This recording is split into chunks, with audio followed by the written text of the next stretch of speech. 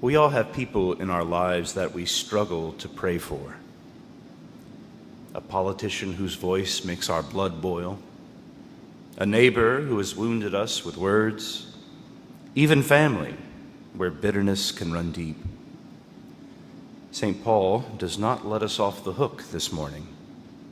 He says, pray for everyone, not just for the ones we like or for those who agree with us, for everyone, even our kings, our rulers, our leaders, the strangers, and the enemies. And why? Because the Father wills that everyone be saved, not just some, not just a chosen few, but all. As Jesus prays, that all might be one.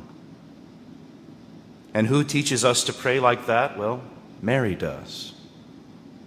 At the cross, in the moment of unspeakable sorrow, Mary receives a new mission to be our mother. John is placed in her arms, and through him, all of us. Mary does not run away. She doesn't curse the soldiers. She doesn't demand revenge. She remains at the cross of her Son. She receives us, and she intercedes for us, all of us, even the enemies of her Son. That's real stewardship of the heart. It's not clenching tighter on what we prefer or who we like. It's surrendering our preferences to Christ.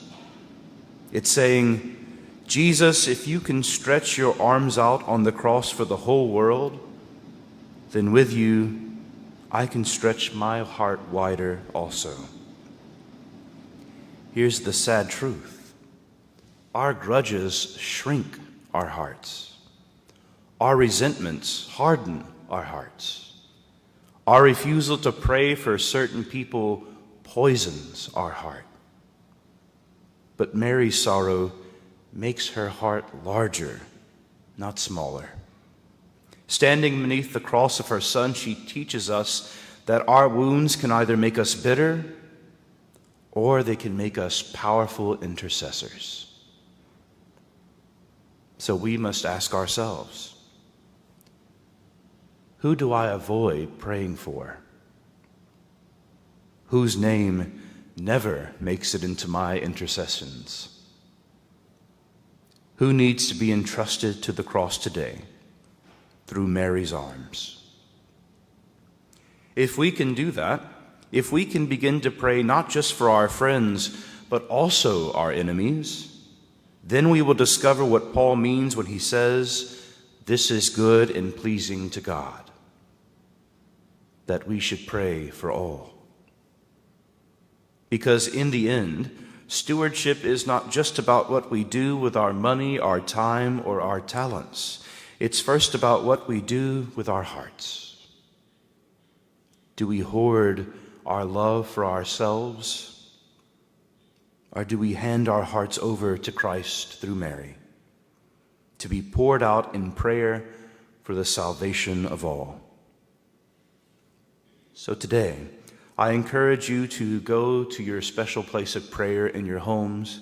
I hope you have one. And if you don't, make a little space and put the cross of Christ there or an image of Our Lady of Sorrows and pray with her. And before you ask anything for yourself, name 3 people you will intercede for, especially the ones you struggle to pray for the most. Bring those 3 to the cross and put them in the arms of Mary.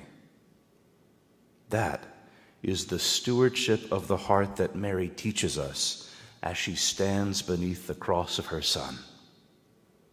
Mercy received becomes mercy lived.